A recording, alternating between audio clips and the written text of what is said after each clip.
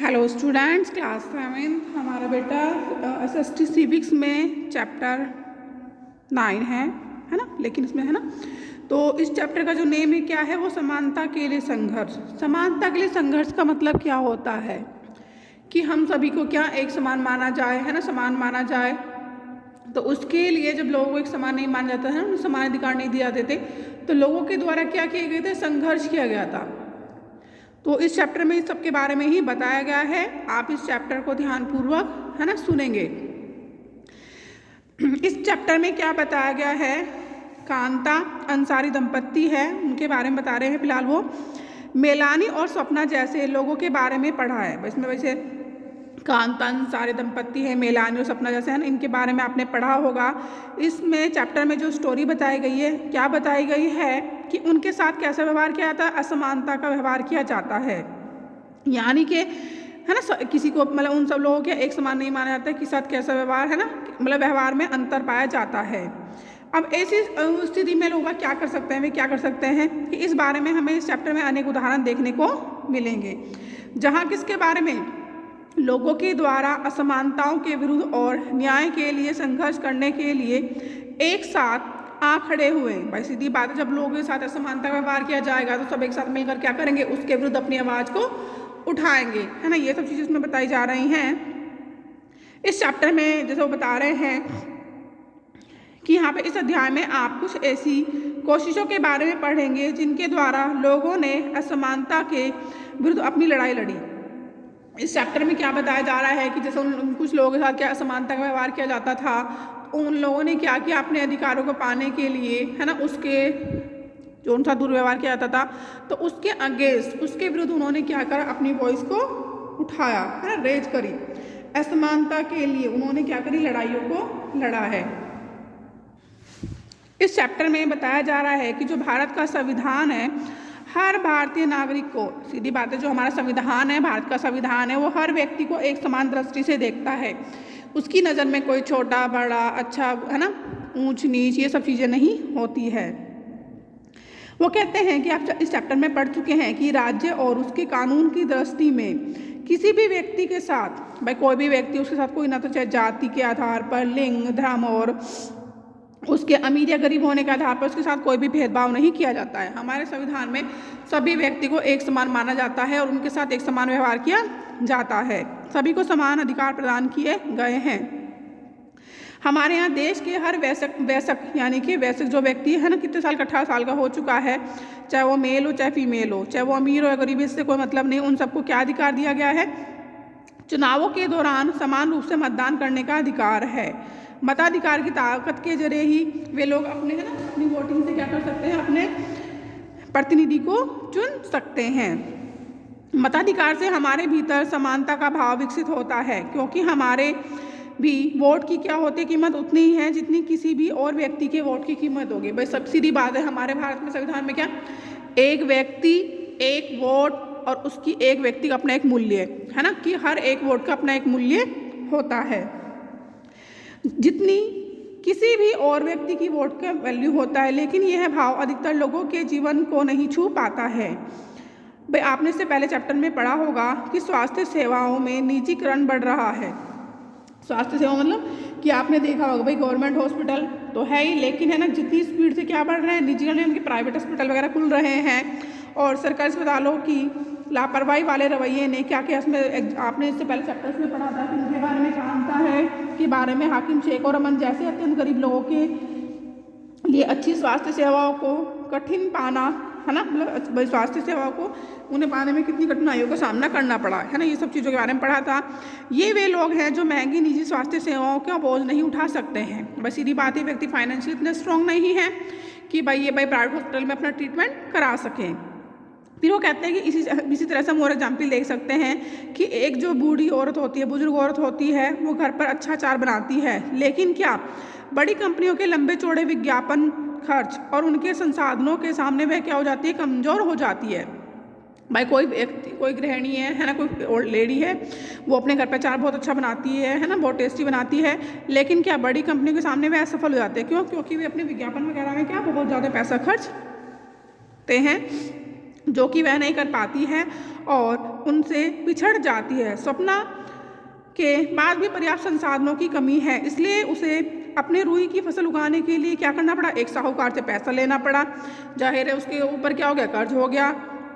फिर उसे मजबूरी में क्या करना पड़ता है कि उसकी फसल बहुत अच्छी होती है लेकिन उसे उस फसल को कम कीमत पर बेचना पड़ता है। देश भर में मिलानी की तरह घरेलू काम करने वाली लाखों महिलाएं हैं जो लगातार मेहनत से दूसरों के घरों में क्या करती है, काम करती है। इसके बाद वे क्या होती हैं, अपमानित होने को विवश हो जाती है क्योंकि वे संसाधनों के अभाव में, वह सीधी बात है उनके पास भाई ना तो पर्याप्त पैसा है या ऐसे रिसोर्सेज नहीं है जिससे कि वह अपना काम स्टार्ट कर सके।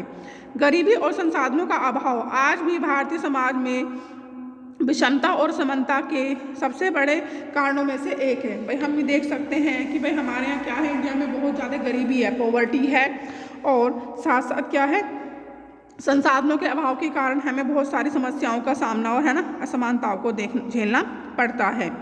साइड में पिक्चर शो की गई है, क्या है, सतत विकास लक्ष्य, नो पॉवर्टी यानी कि गरीबी का अंत करना। दूसरी ओर अंसारी दंपत्ति को संसाधनों के न होने या कम होने के कारण भी समस्याओं का असमानताओं को झेलना पड़ता है। वास्तव में जबकि उनके पास किराया देने के लिए पर्याप्त पैसे थे तब भी उन्हें मकान पाने में महीनों लग गए।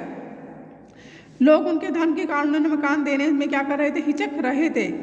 ठीक इसी प्रकार स्कूल के अध्यापकों ने ओम प्रकाश वाल्मीकि से दूर का स्कूल का मैदान महज इसलिए साफ कराया क्योंकि वे दलित थे, है ना। आपने इस पुस्तक में पढ़ा था महिलाओं के द्वारा किए गए काम अक्सर ही पुरुषों के कामों की तुलना में तुच्छ माने जाते हैं। मतलब हमारे समाज में भाई बहुत ज़्यादा लिंग भेदभाव है कि है ना, महिलाओं को पुरुषों की अपेक्षा क्या माना जाता है, तुच्छ माना जाता है। तो कहते हैं कि उनके कामों को उनकी अपेक्षा क्या माना जाता है, तुच्छ माना जाता है। इन सभी के साथ किए जाने वाले भेदभाव का प्राथमिक कारण यह था कि किसी खास सामाजिक या सांस्कृतिक पृष्ठभूमि के थे या वे महिलाएं थी। भाई या तो उनके ऊपर ही मेन क्या था, कोई सामाजिक या सांस्कृतिक पृष्ठभूमि वाली थी वे, या वे महिलाएं थी। जाति, धर्म और लिंग वे कुछ महत्वपूर्ण कारक है जिनके आधार पर आज भी भारत में लोगों के साथ कैसा व्यवहार किया जाता है, असमानता का व्यवहार किया जाता है। यहाँ पे पिक्चर में शो किया गया है कि भारत में यह एक वास्तविकता है कि जो गरीब है, सामान्य, दलित, आदिवासी और मुस्लिम समुदाय के हैं, वे इनमें से भी विशेषतः महिलाएं हैं। फिर 2011 की जनगणना के आंकड़े बताते हैं कि हमारी जनसंख्या में 48.5% महिलाएं हैं, 14.5% मुसलमान हैं और 16.6% दलित हैं और 8.6% आदिवासी हैं। देखो, गरीबी, अनियमित गरिमा का अभाव और कुछ विशेष समुदायों के प्रति अपमान जैसे कारक अक्सर ऐसे मिले जुले ढंग से सामने आते हैं कि यह तय करना कठिन हो जाता है कि कहाँ एक तरह की असमानता खत्म होती है और कहाँ दूसरी असमानता शुरू हो जाती है। वो कहते हैं कि भाई हम ना भाई ऐसे बहुत सारे कारण होते हैं भाई जिनमें मिले जुले होते हैं, भाई हमें पता नहीं चलता भाई कहाँ पर समानता खत्म हो रही है और कहाँ पर दूसरी समानता शुरू हो जाती है। आपने पढ़ा होगा कि दलित, आदिवासी और मुस्लिम लड़कियों में बीच में ही उन्हें क्या होता है, भाई जो दलित है, आदिवासी हैं, है ना, वो एजुकेशन के लिए इतना अवेयर नहीं होते हैं, तो बीच में ही क्या होता है कि लड़कियों की पढ़ाई क्या करते हैं, उनकी बीच में ही पढ़ाई छूट जाती है। उसकी कारण क्या होती है भाई, या तो गरीबी के कारण भाई पैसा नहीं हो पाता, इस वजह से उनकी पढ़ाई बीच में छूट जाती है। सामाजिक असमानता और इन समुदायों के लिए अच्छी स्कूली सुविधाओं के अभाव के भी कई मिले जुले कारण पैदा हो सकते हैं। ऐसे बहुत सारे रीजन हो सकते हैं जिस वजह से उन लोगों को अपनी शिक्षा बीच में ही छोड़नी पड़ती है। ये सब जो आंकड़े दिए गए हैं एजुकेशन से रिलेटेड है ना, दिए गए हैं। समानता के लिए संघर्ष, जाहिर है जब समाज में बहुत ज़्यादा समानता होगी तो उसको है ना, समानताओं को दूर, असमानताओं को खत्म करने के लिए क्या करना पड़ता है कि कोई ना कोई व्यक्ति पहल ही करता है। सतत विकास लक्ष्य है ना, चित्र में दिखाया गया, असमानता को कम करना। समानता के लिए संघर्ष क्या है, दुनिया भर के तमाम समुदायों जैसे गांव और शहरों में आप देखते होंगे कि कुछ लोग समानता के लिए किए गए संघर्षों के कारण सम्मान से पहचाने जाते हैं। बस सीधी बात है, आपने देखा चाहे वो गाँव हो, शहर हो, है ना, कुछ ऐसे समुदाय के व्यक्ति होते हैं जिन्होंने समानताओं को ख़त्म करने के लिए क्या क्या संघर्ष किया है और उन लोगों को हम बड़े सम्मान से की दृष्टि से देखते हैं और उन है ना, उनको उन लोगों की अपनी एक पहचान बनी है। ये वे लोग हैं जो अपने साथ या अपने सामने किए जा रहे भेदभाव के विरुद्ध उठ खड़े हुए। हम इनका सम्मान इसलिए भी करते हैं कि उन्होंने प्रत्येक व्यक्ति को उसकी मानवीय गरिमा के साथ क्या किया है, स्वीकार किया है और सदैव इसे धर्म और समुदाय के ऊपर माना है। इन्हें लोग बहुत विश्वास के साथ अपनी समस्याओं के समाधान के लिए बुलाते हैं। भाई जो व्यक्ति क्या करता है अपने ग्रुप के लिए क्या करता है, वॉइस रेज करता है, खड़ा होता है, तो जाहिर है उनको सभी व्यक्ति बुलाते हैं। अक्सर समानता के लिए किसी विशेष मुद्दे को लेकर संघर्ष करने वाले व्यक्ति समाज में एक महत्वपूर्ण पहचान बन जाती है। भाई जो कोई भी व्यक्ति कहते हैं किसी भी मुद्दे को लेकर समाज में उनके लिए संघर्ष करता है तो उसकी अपनी एक समाज में एक पहचान बन जाती है, क्योंकि समानता की लड़ाई में बड़ी संख्या में लोग उनके साथ क्या हो जाते हैं, उनके साथ खड़े हो जाते हैं। भारत में ऐसे अनेक संघर्ष याद किए जा सकते हैं जहां पर लोग ऐसे मुद्दों के लिए लड़ने को आगे आए जो उन्हें महत्वपूर्ण लगते थे। आप चैप्टर 5 में आपने पढ़ा है कि कैसे और किन तरीकों से समानता के लिए महिलाओं का आंदोलन खड़ा हुआ। मध्य प्रदेश का तवा मत्स्य संघ ऐसा ही दूसरा उदाहरण है जहां लोग अपने अधिकारों के लिए एक साथ मिलकर खड़े हुए, और ऐसी तमाम संघर्ष गाथाएं हमारे पास हैं जिनकी बीड़ी मजदूरों, मछुआरों, खेतीहर मजदूरों, झुग्गी वासियों के समूहों ने अपनी तरह से न्याय के लिए लड़ाइयाँ लड़ी है। इनके बारे में बहुत सारी स्टोरी देखने को मिल सकती है। ऐसे तमाम प्रयास भी हमारे सामने हैं जहां लोगों ने मिलजुल कर संसाधनों पर नियंत्रण करने के लिए सहकारी संगठन खड़े किए। आपने देखा है कि हर व्यक्ति है ना कोई एक व्यक्ति ऐसा होता है जहाँ पर वह समानता देखता है, तो इन संघर्षों में उसने है ना बढ़ चढ़ कर क्या लिया, हिस्सा लिया, और लोगों है ना उन लोगों के अधिकारों के लिए उनका उसने साथ दिया, और सबने मिलकर क्या किया कि है ना उन संघर्ष में उनका साथ दिया। आप बेटा इस चैप्टर को ध्यानपूर्वक पढ़ेंगे और वीडियो को ध्यानपूर्वक देखेंगे और सुनेंगे, ठीक। और अब आपका नेक्स्ट पार्ट 2 में हम इसका तवा मत्स्य संघ के बारे में पढ़ेंगे। Bye, take care.